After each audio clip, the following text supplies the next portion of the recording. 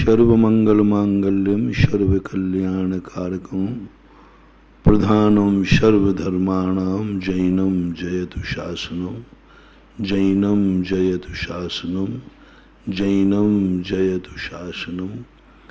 पंच परमेष्टि भगवान की, आचार्य श्री गुरुवर कुंद कुंद महाराज की, आचार्य श्री गुरुवर विद्या सागर महाराज की जय हो। परम पूज्य निर्वापक मुनि श्री सुधा सागर जी महाराज की जय। व्यक्ति दो प्रकार के सुखों की कल्पना करता है। एक वो है जो निमित्त से सुख की कल्पना करते हैं, पर से सुख की कल्पना करते हैं, पर संपत्ति पर दृष्टि टिकाए रहते हैं, पर की वस्तु को भोग करके अपने जीवन को व्यतीत करते हैं। इनमें भी पर के निमित्त की वस्तु को भोगने वाले दो लोग होते हैं, एक अनैतिक और एक नैतिक। अनैतिक वो चोर डाकू हैं जो स्वयं नहीं कमा सकते, दूसरे की संपत्ति को छीनने का प्रयास करते हैं। इसको हम पाप कहते हैं, महापाप कहते हैं, चोरी कहलाती है। ये तो सर्वथा निंदनीय है। कभी भी किसी भी वस्तु पर दूसरे की वस्तु को छीनना, वो भी जबरदस्ती, उसकी रजामंदी के बिना। और तीसरा और निकृष्ट है, जिसकी वस्तु है उसका नाश करके छीनना, ये और महापाप है। वस्तु भी तुम्हारी नहीं, चोरी और सीना चोरी, उसकी वस्तु है, उसने कमाई है,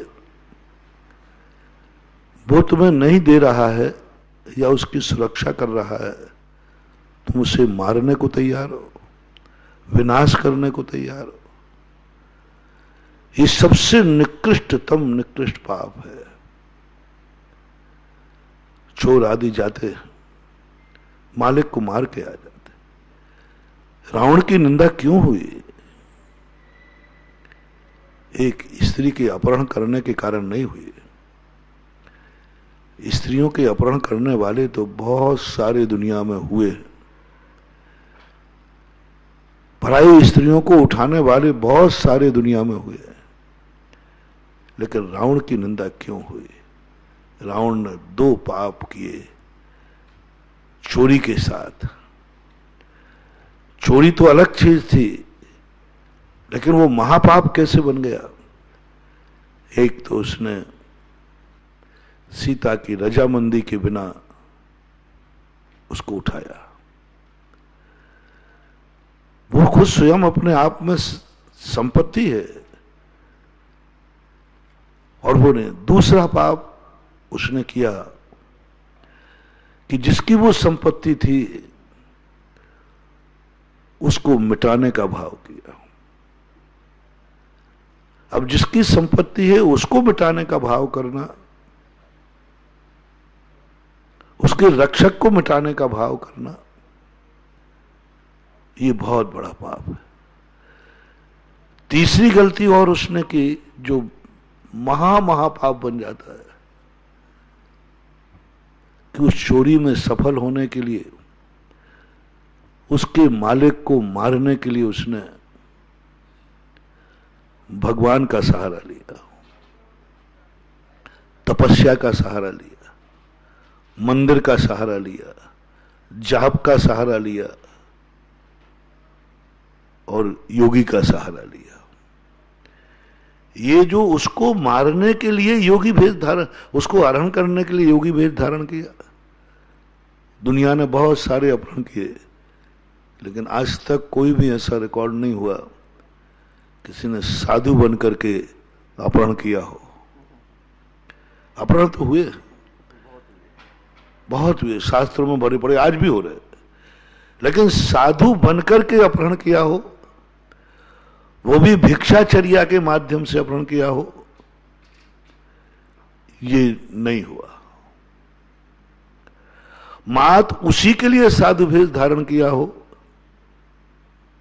उसी के लिए, मात्र उसी के लिए उसने साधु वेश धारण किया, धर्म को उसने आलम्बन ले लिया। ये पाप बहुत बड़े पाप कहलाते हैं। दूसरा चोर होता है, जो मजबूर होता है, वो चोरी करता है, लेकिन चोरी के मालिक को मारता नहीं है, उससे डरता है, वो आ जाए तो भागता है, भिड़ता नहीं है।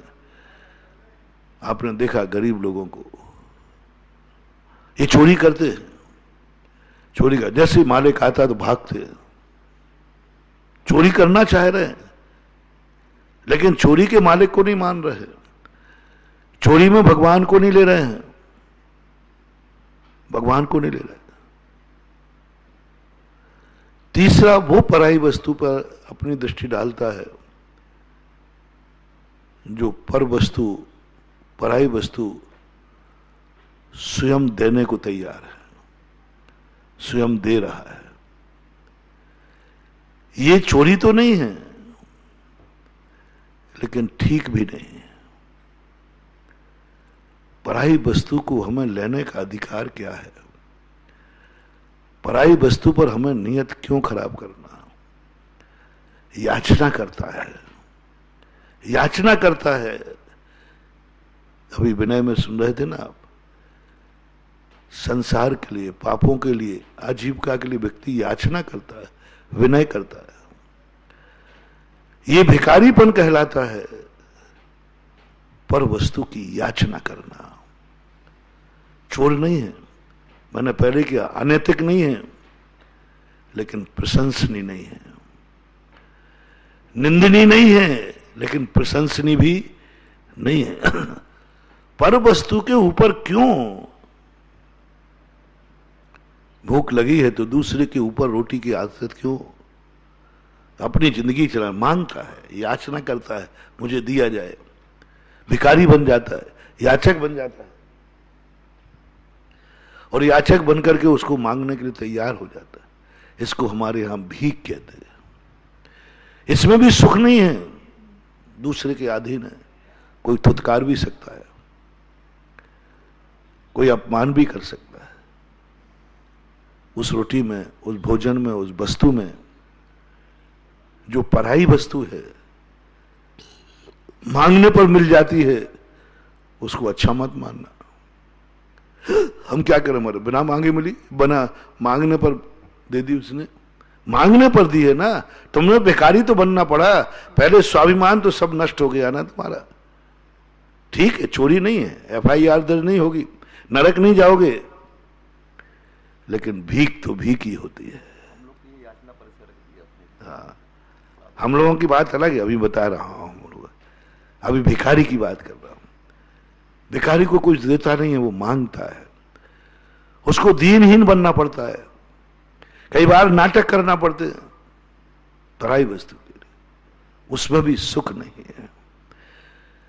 चौथे नंबर का व्यक्ति वो है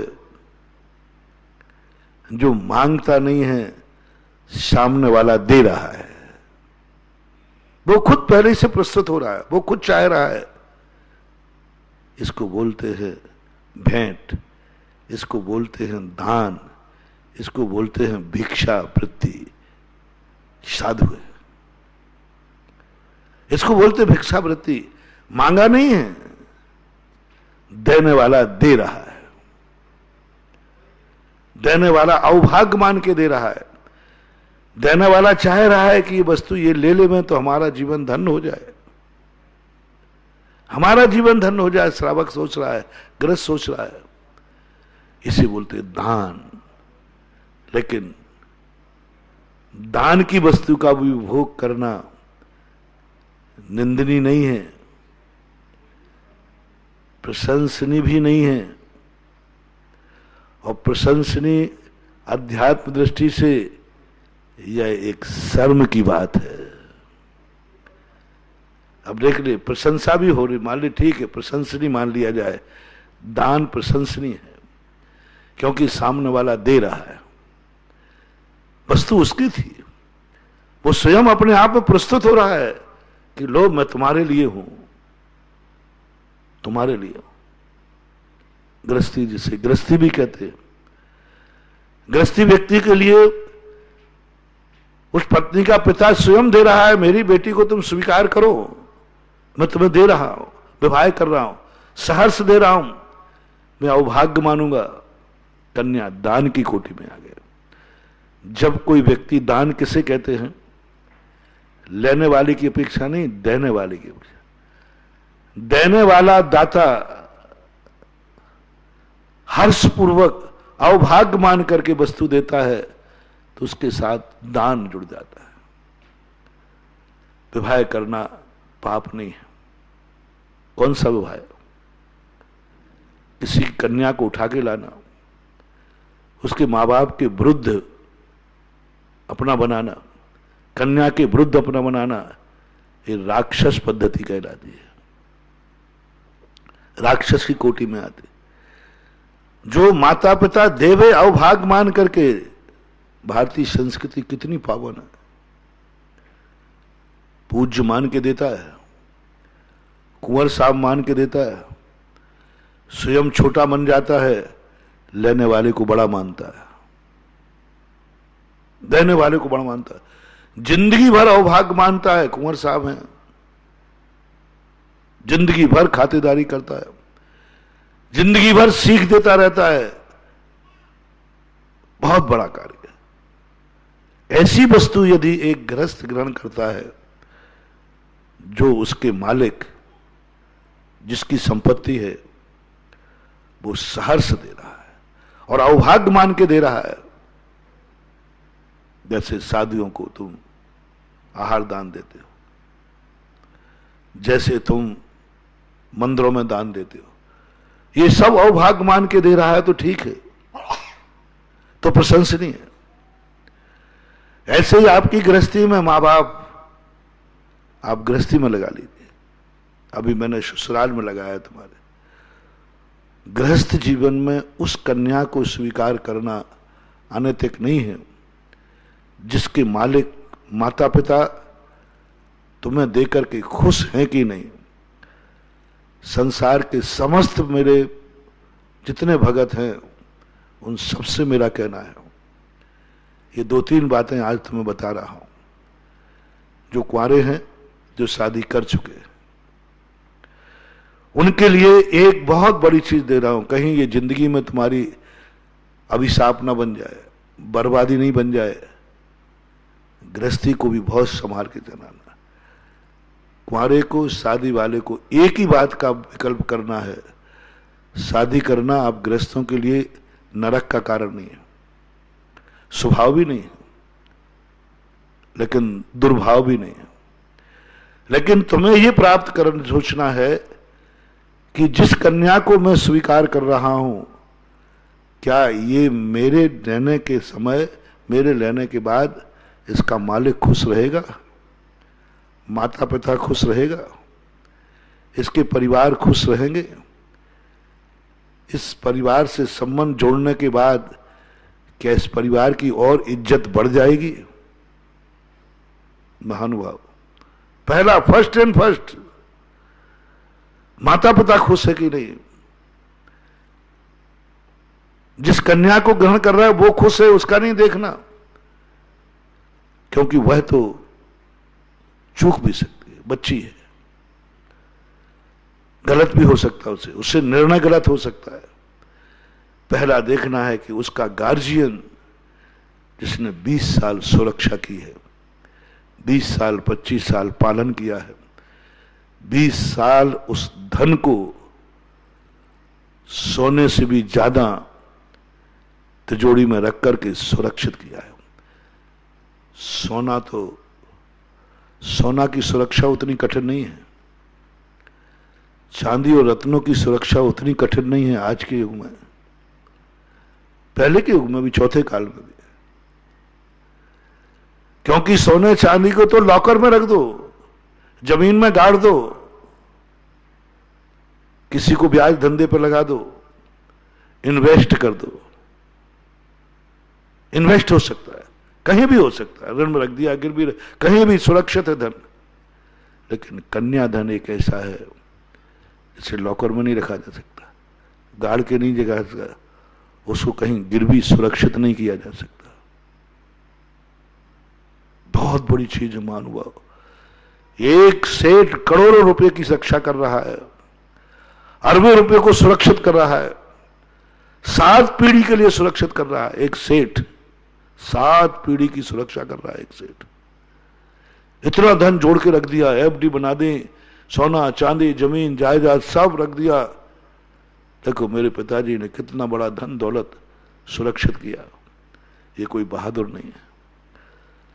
सबसे बड़ा सुरक्षित मां बाप वो कहलाता है, सबसे बड़ा सेठ वो कहलाता है जो कन्या को 20-25 साल तक सुरक्षित रख लेता है।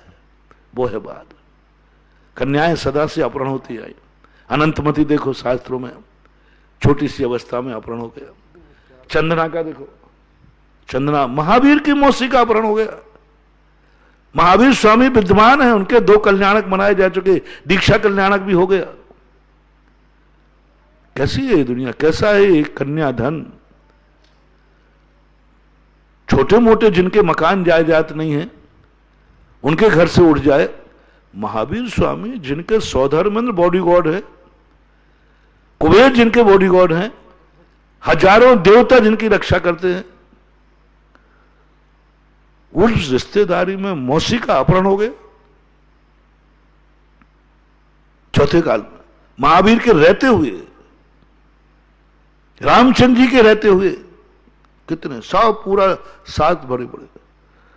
तो बहुत बड़ा धन होता है ये, जो व्यक्ति उसकी सुरक्षा कर लेता है। 20-25 साल तक एक मां बाप किस तरीके से बच्चे की सुरक्षा करते हैं,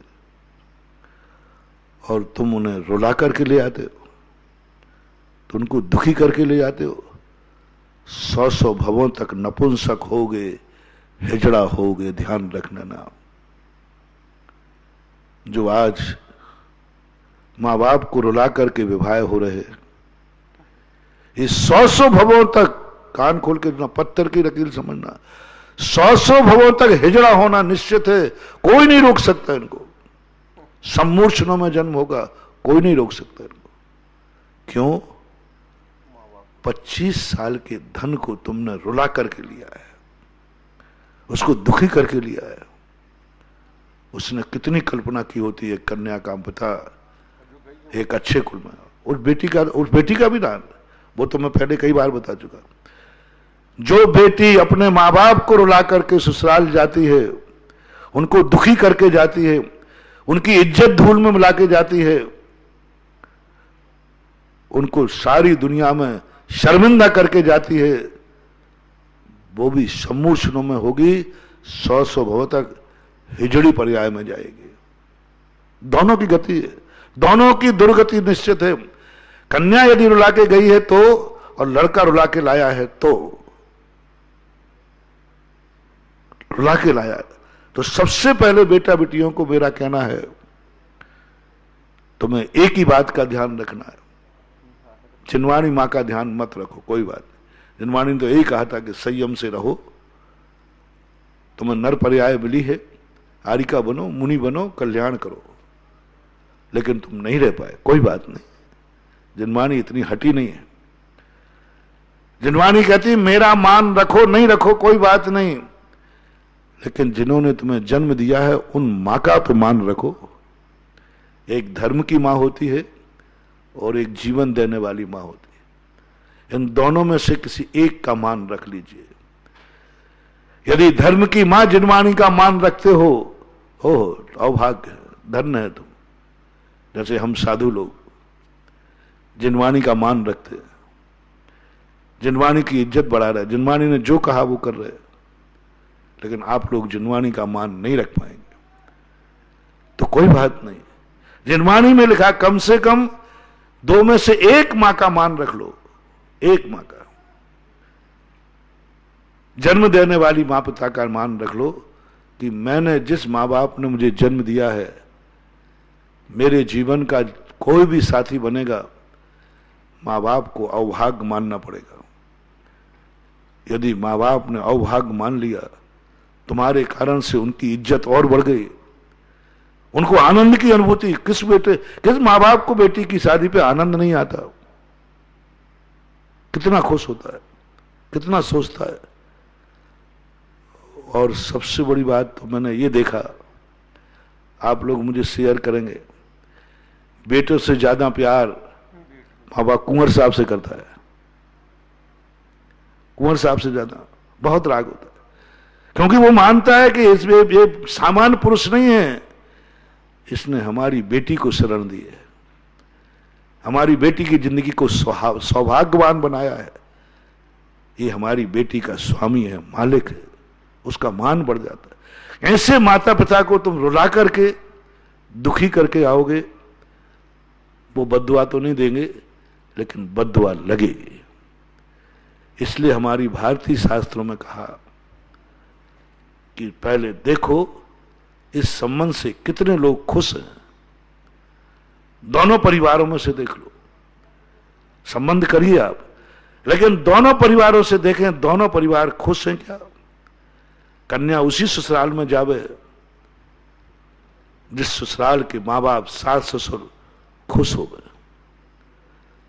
कन्या के जाने से यदि सास ससुर दुखी होते हैं, उनकी इज्जत धूल में मिलती है, उनका मंदिर जाना बंद होता है, गुरुओं का हार बंद हो जाता है, ऐसी ससुराल में कन्या जाएगी, जिंदगी में मरकर पेड़ पौधे एक इंद्रियों में जन्म लेना पड़ेगा, क्योंकि वो परिवार ने बेटे को जन्म दिया था, ये मान के दिया था घर में बहू आएगी, घर हरा भरा होगा, हमारी इज्जत बढ़ेगी, मान बढ़ेगा। ये तो क्या पापन आई है, वो पापन है। कौन सी बेटी पापन है जो घर में तुम्हारे आई है, जिसने आते ही महाराज का आहार बंद करा दिया, अब इस वंश को आहार देने लायक नहीं रहा। और महानुभाव, कितना बड़ा पाप, आहार देने का अधिकार जन्म से तुम्हें मिला था।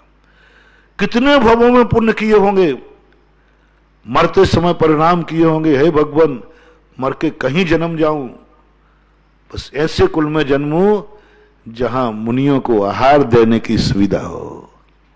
बहुत बड़ा पुण्य करता है। मरते समय तुमने कोई मांग नहीं की होगी, कहीं ऐसा कुल नहीं जन्म जाए जहां महाराज जी आहार नहीं ले में। उस जन्म जन्म के पुण्य के कारण तुम्हारे कुल में मुनियों का आहार दान होता है। इतना बड़ा पुण्य। और एक पापिन ऐसी आई, उस दिन से अब चौके में आहार दान बंद हो गया, महाराजों ने आहार लेना बंद कर दिया। महानुभाव, संसार के सारे पाप कर लेना, संसार के सारे पाप कर लेना, बस वो पाप मत करना जिस पाप के बाद तुम्हारा गुरु छूट जाए। बस, और कुछ ज्यादा नहीं कह रहा हूं मैं। ये नहीं कह रहा हूं कि तुम धर्मात्मा बनो, मत बनो। कौन सा पाप करना नहीं करना, मैं कोई ज्यादा कुछ नहीं बोल रहा हूं। बस एक बात ध्यान रख ले, मैं वह पाप नहीं करना, करने के पहले सोचना कि इस पाप के बाद मेरा गुरु तो नहीं छूट जाएगा, इस घर में जाने के बाद, इससे संबंध बनाने के बाद मेरे गुरु तो नहीं छूट जाएंगे। करो शादी वाले, जैसे भी करना वैसे करो, लव मैरिज करना करो, लेकिन बस एक ध्यान रख लेना, ये संबंध बनाने से गुरु तो नहीं छूट जाएगा। गुरु मेरा कायम बना रहने दे, मुझे कुछ नहीं चाहिए, कुछ नहीं चाहिए मुझे। एक बार गुरु भक्ति का सबसे बड़ा प्रमाण दे रहा हूं। तुम नमोस्तु करते हो, आहार दान देते हो, मैं इसको गुरु भक्ति नहीं मानता। जय जयकार करते हो, गुरु भक्ति नहीं है। भैयावृत्ति करते हो, गुरु भक्ति नहीं है। ये तो सब दुनिया भर के पाखंडी भी कर लेते, लोभ में भी कर लेते, भय से कर लेते। सबसे बड़ा गुरु भक्त कौन? जो अपनी जिंदगी में कोई भी कार्य करने का जब मन बनाता है, उसके पहले एक ही बात सोचता है, यह कार्य करने के बाद मेरा गुरु तो नहीं छूट जाएगा, आहार दान तो नहीं छूट जाएगा। पहला गुरु भक्ति, हर क्रिया। वो परिवार गुरु भक्त माना जाता है जो कोई भी धंधा पानी व्यापार करने के पहले एक ही बात सोचता है, ये धंधे में प्रॉफिट बहुत है, लेकिन पहले ये देख लो ये धंधा करते ही मेरे गुरु महाराज का आहार बंद तो नहीं हो जाएगा, गुरु महाराज आहार लेना बंद तो नहीं कर देंगे, फिर सोने का भी मिले, 3 लोक की जन्नत भी मिले, लेकिन गुरु भक्त कहेगा मैं गरीबी में बिता लूंगा लेकिन गुरु को छोड़ने का धंधा नहीं कर सकता। यह है गुरु भक्ति। कभी तुम्हारी जिंदगी में ऐसा हुआ हो, मौका आया हो प्रॉफिट का, मौका आया हो शादी ब्याह का, मां तुमने इस कारण से छोड़ दिया, इस कारण से। कभी अपनी जिंदगी में ऐसा सोचना, मन भी तुम्हारा है, चंचल है, बहुत बुरे कार्य करने का मन हो सकता है, मन बिगड़ सकता है, मन पर कोई लगाम नहीं होती, और तुम्हारे लिए उस पाप करने की पूरी छूट थी, कर सकते थे, समर्थ थे, सब कुछ सुविधाएं थी, मात एक अंदर से आवाज आई, देख ले, कर लेगा तू, कोई विघ्न नहीं आएगा, सब अनुकूलता है, लेकिन गुरु छूट जाएगा, आहार दान। उस समय तुम्हारी आत्मा कांप जाए और मन को थुतकार दो, नहीं हो सकता है, क्योंकि मैं सब कुछ कर सकता हूं लेकिन गुरु को नहीं छोड़ सकता। ऐसी आवाज के कारण कभी तुम्हारा कोई पाप छूटा हो सकता है शराब की बोतल पर तुम्हारा भाव गया हो सकता है कभी कोई ऐसे अनैतिक कार्य, लेकिन तुमने नकार दिया उसको, नहीं मैं गुरु को नहीं छोड़ सकता। जिंदगी में ऐसा यदि कभी हो जाए तो समझ लेना तुम जब तक 100 भवों तक तुम्हें सदा गुरु मिलता रहेगा, क्योंकि तुमने एक कार्य इसलिए छोड़ दिया, मात गुरु के बदल, और कोई तरफ से बाधा नहीं थी, परिवार से भी मान लो बाधा नहीं थी, समाज से बाधा नहीं थी, कानून से बाधा नहीं थी, कानून भी आपके साथ था, कुछ भी कोई कानून से अपराध नहीं था, मात एक था, गुरु छूट जाता, गुरु को आहार दान नहीं दे पाते। अपनी जिंदगी में कभी एक ऐसा बलिदान करना गुरु के नाम का, कभी बलिदान करना, फिर इसका मजा देखना। दूसरी बात जो मैंने बहुत दिन पहले कही थी, घर में जब कोई भी कार्य करो, मकान बनाते हो तो उसमें ये ध्यान रखना, हर चीज का तुम ध्यान करते हो, ये डाइनिंग रूम रहेगा, ये ड्राइंग रूम रहेगा, ये सब बनते हो, उसमें यदि कोई ध्यान कर ले कि गुरु महाराज आएंगे, उनका चौका कहाँ लगेगा, वो कहाँ खड़े होंगे, बस ज्यादा नहीं कह रहा हूं, आए या नहीं आए इसका कोई सवाल नहीं है, जिंदगी में आवे या नहीं आवे कोई सवाल नहीं है। मकान बनाते समय यह ध्यान रखा जाए कि काश मेरे गुरु कभी आ गए तो वे खड़े होकर आहार कहां लेंगे, क्या उनका आहार बन सकेगा इस घर में, क्या उनको आहार दे सकेंगे। जीना बनाते समय ध्यान रखा जाए कि महाराज इस रास्ते से आएंगे, आ सकते हैं क्या उनके लिए योग्य है, बस इतना ही काफी है।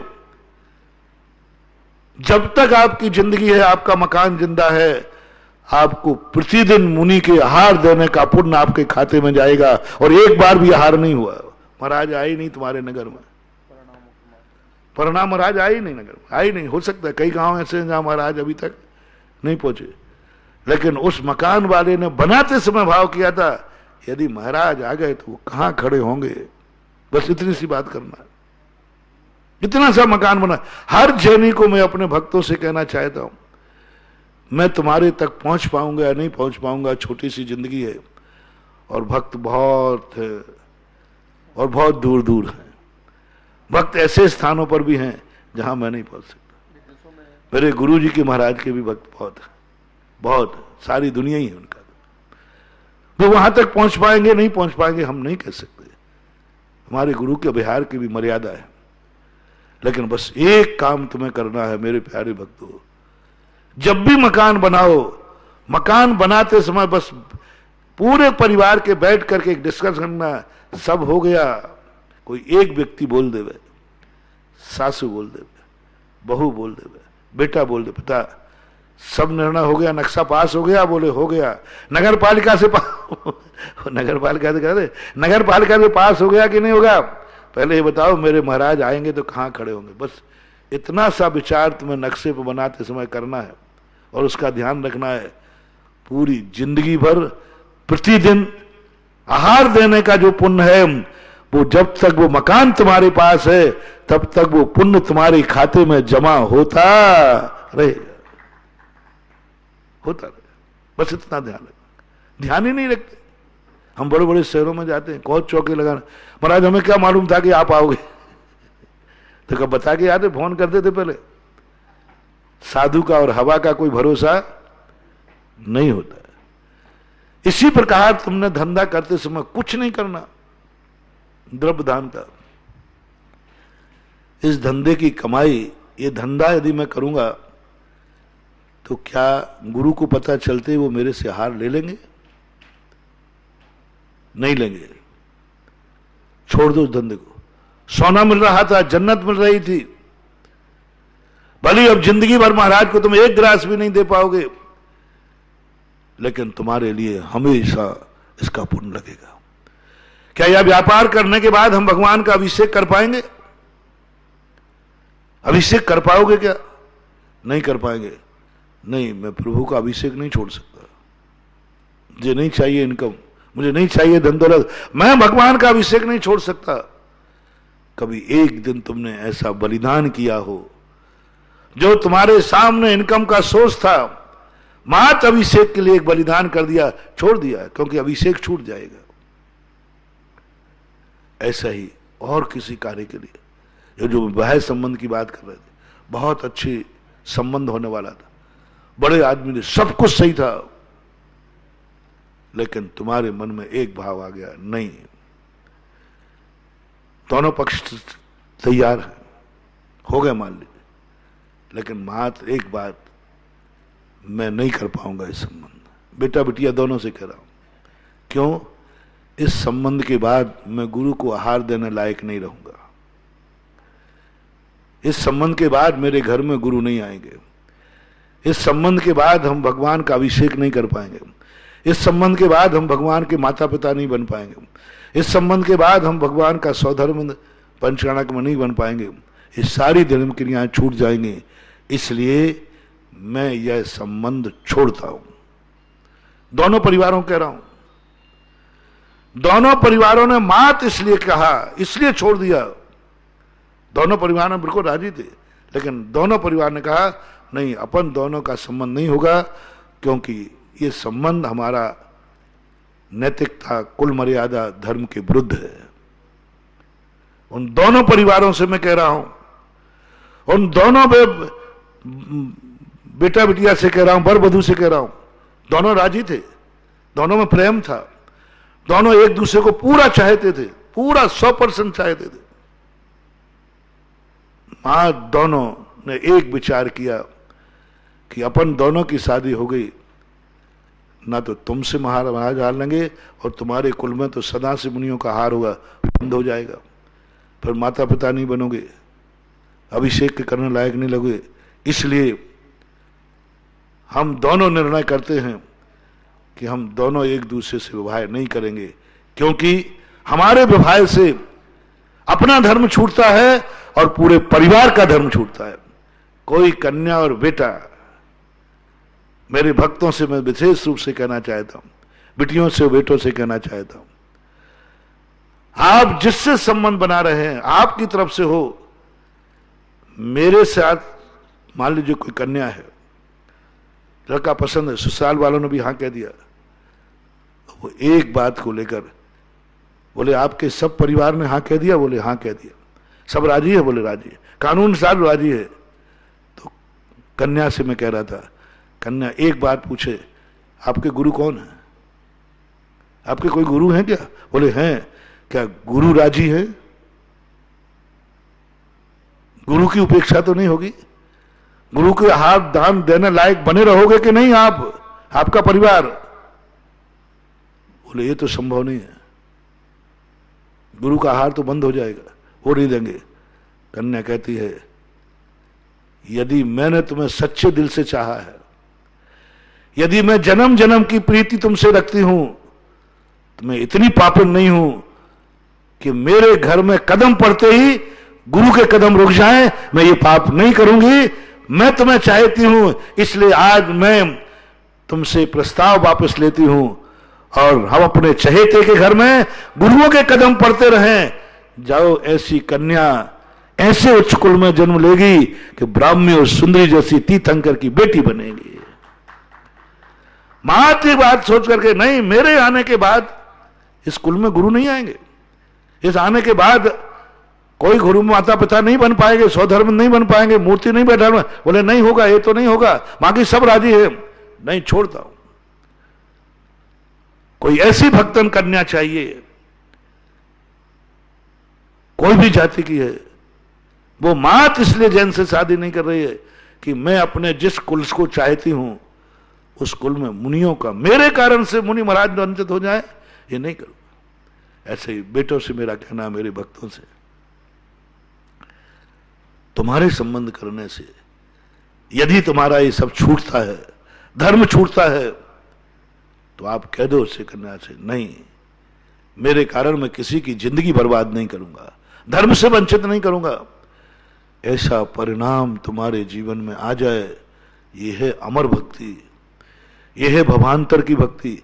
ये दिलाती है हमें एक दिन ऐसा वैभव, ऐसा रूप, ऐसा धर्म, ऐसा वातावरण जो देख के लोग धन्य जाते हैं। ब्राह्मी सुंदरी कुछ ऐसे नहीं है, उन्होंने जिंदगी में देखो कितना बड़ा त्याग, अपने मां बाप को नहीं झुकने दिया, ब्रह्मचर्य धारण कर लिया। उस समय कोई ब्रह्मचर्य व्रत की परंपराएं नहीं थी और ना कोई उपदेश। मात्र एक पिताजी की इज्जत रखूंगा, पिताजी को नहीं झुकने दूंगा। आपसे इतनी अपेक्षा नहीं करता हूं, बस इतनी अपेक्षा करता हूं कि गार्जियन जो है उसको दुखी करना मत। तुम्हारे कारण से कभी ससुराल दुखी ना हो जाए, तुम्हारी आदतों से तुम्हारी पत्नी के मां बाप के आंख में आंसू ना आ जाए, उनके मन में यह भाव नहीं आ जाए।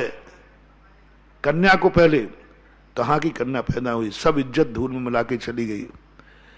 ये बैरन है, पूर्व भव की बैरन है वो कन्या जो ने बदला लेना चाहती थी तुमसे, लेकिन नहीं ले पाई। तो उसने कहा मैं बेटी बन के बदला लूंगी। दुश्मन का तरीका होता है, मैं बहुत बार कह चुका हूं, दुश्मनी दो तरीके से बनाई जाती, एक पराया बन के, दुश्मन बन के, और एक अपना बन के। और बेटी ने कहा मैं तुम्हारी इज्जत धूल में मिला दूंगी, तुम्हें धर्म का नहीं रखूंगी, और वो तुम्हारी इज्जत धूल मिला के भाग जाती।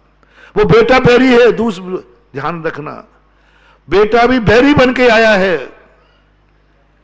जिसने ऐसा कृत्य किया कि तुम्हारी इज्जत धूल में मिल गई, कुल की मर्यादा धूल में मिल गई, धर्म छूट गया सब। और जैसे तुमने सुना, जैसे तुम्हें पता चला, बेटे ने इतना ही कहा, माँ बाप ने यही कहा, बेटा अब तू बड़ा हो गया, मैं तेरे लिए शादी की तैयारी कर रहा हूं। बेटा ने कहा पापा आपको करने की जरूरत नहीं है, मैंने ढूंढ ली है। अभी बेटा पिता एकदम सख्ते में नहीं आएगा, वो तुरंत कौन है, बस ऐसे का नाम बताना जिनको दे सुन करके माता पिता वाह बेटा ये तो मैं भी नहीं ढूंढ सकता जो तूने ढूंढ ली, मेरे कुल की तूने 4 चांद लगा दिए, चल मैं चलूं तेरे साथ प्रस्ताव लेकर के। तेरे नाम प्रस्ताव करने से मां बाप को आनंद अनुभूति आ जाए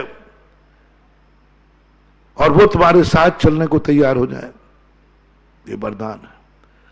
और जैसे तुम्हारा नाम सुना उनकी आंख में आंसू आ जाए, क्या बोलता बेटा, ये क्या किया तूने, इससे बड़ा अभिशाप दुनिया में कोई नहीं है।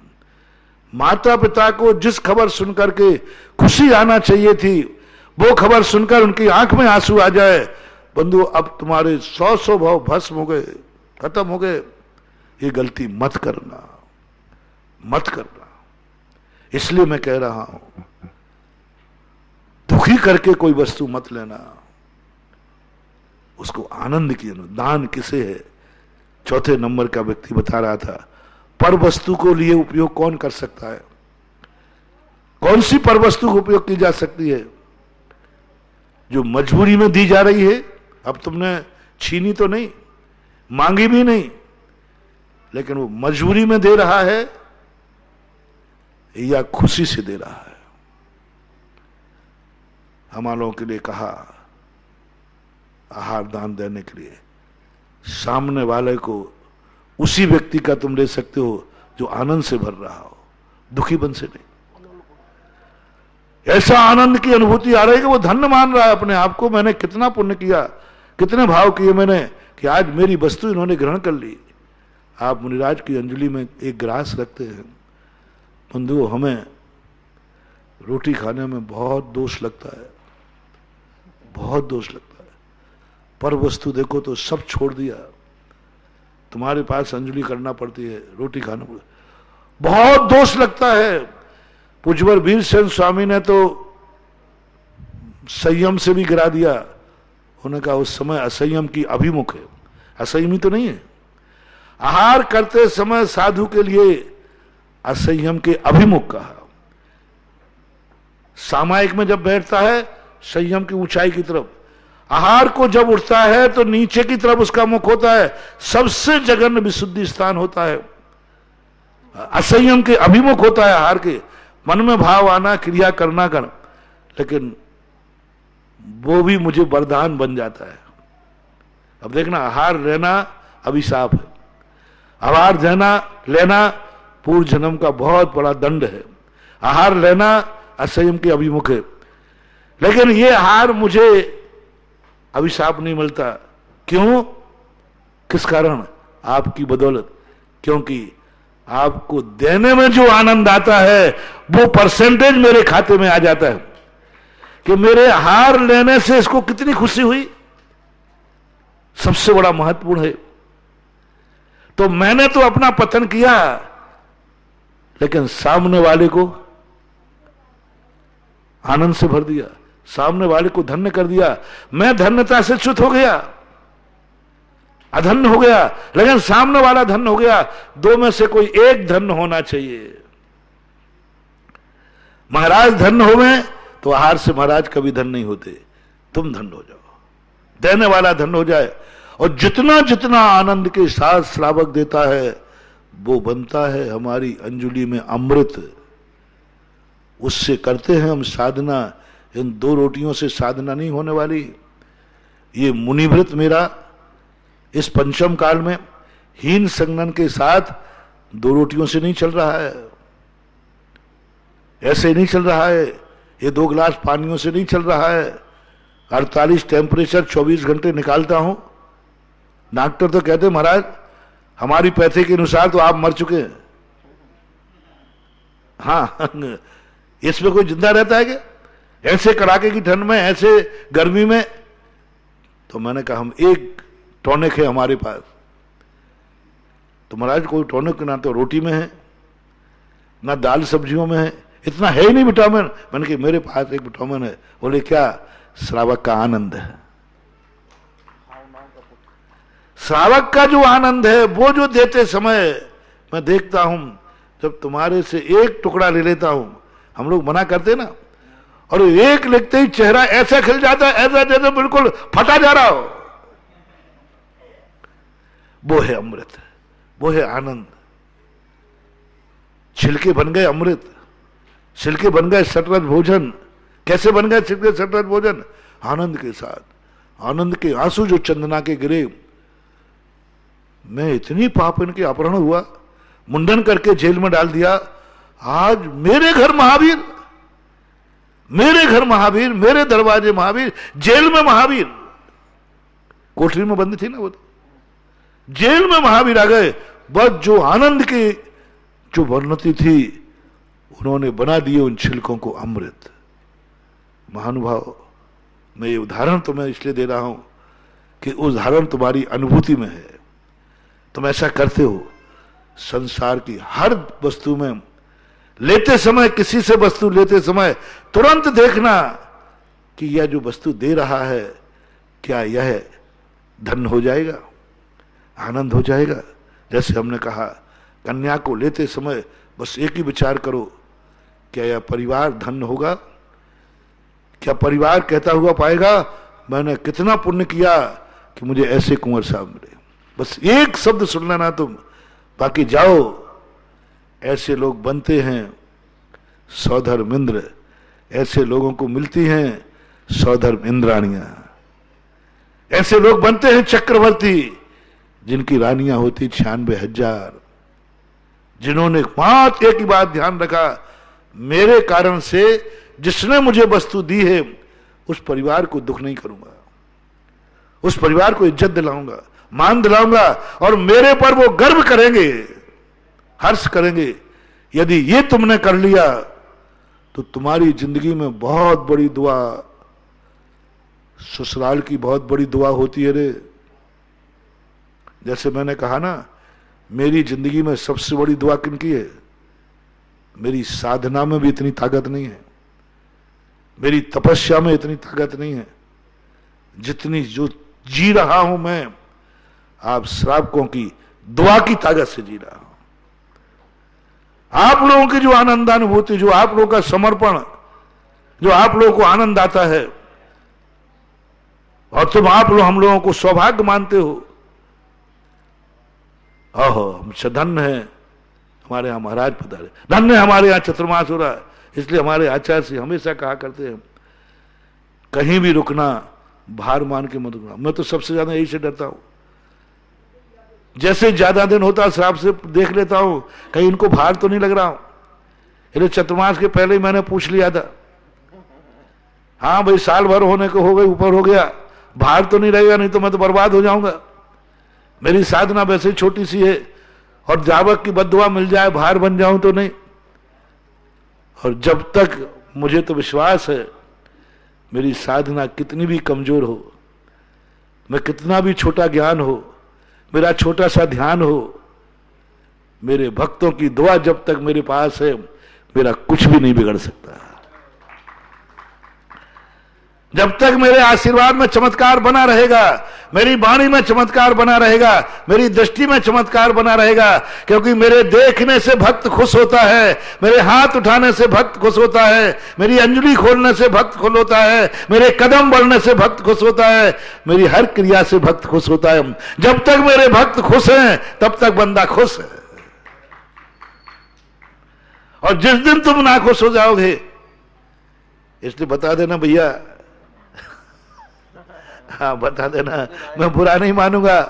मेरे देखने से तुम नाखुश हो जाओ तो बता देना, मेरे बोलने से नाखुश हो जाओ बता देना, मेरे अंजलि में हाथ देने से नाखुश हो जाओ तो बता देना, मेरे रुकने से नाखुश हो जाओ तो बता देना, मेरे बिहार से नाखुश हो जाओ तो बता देना। मैं नहीं आऊंगा, नहीं रहूंगा, उसी दिन उठ जाऊंगा, चाहे भली चतुर्मास क्यों ना हो। 18 किलोमीटर की सीमा रखता हूं, ना कुछ नहीं, क्योंकि हमारी ताकत है, बहुत बड़ी शक्ति है। ये तो मात्र उदाहरण के रूप में दे रहा हूं। आप लोगों को गृहस्थों के लिए ऐसी बात करना है, आप लोगों गृहस्थों को बस यही चीज करना है। हम तो सदा एक बात का ध्यान रखें, सबसे ज्यादा 24 घंटे में यही बात, दुश्मनों की मुझे चिंता नहीं है, कहीं मैं हमारे भक्तों के लिए भार न बन जाऊं, बाप बेटे के लिए भार न बन जाए। ओहो, बेटा, उदाहरण दे रहा हूं, बेटे के लिए कहीं मां बाप भार न बन जाएं।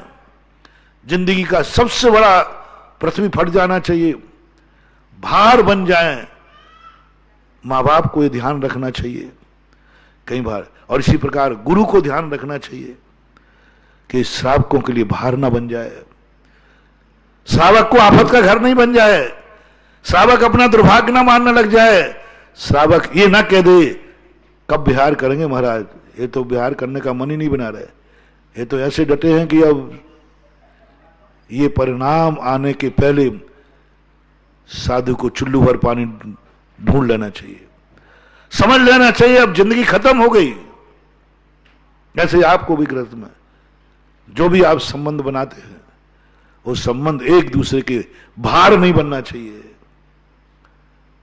एक दूसरे के भार नहीं बनना चाहिए, दुख का कारण नहीं बनना चाहिए। देखो आप अपने संबंध देखो कि आप ससुराल के भार तो नहीं बन गए हैं, कोई ससुराल में आपको कोस तो नहीं रहा है, कोई माँ बाप तुम्हारे सास ससुर का ध्यान रखो, कहीं वो कोस तो नहीं रहे हैं, दुर्भाग्य तो नहीं मान रहे हैं। ये कभी गलती मत करना महानुभाव, कभी गलती मत करना, बहुत बड़ी जिंदगी की बद्दुआ है। ऐसा ही अपने घर में भी ये ध्यान रखना, हर व्यक्ति को इस बात पर विशेष ध्यान रखना है। आगे अपने उस बात पर चल रहा था, पर वस्तु को लेने के लिए, पर वस्तु में सुख मानना, पर वस्तु से जिंदगी जीना, ये कहां तक संभव है?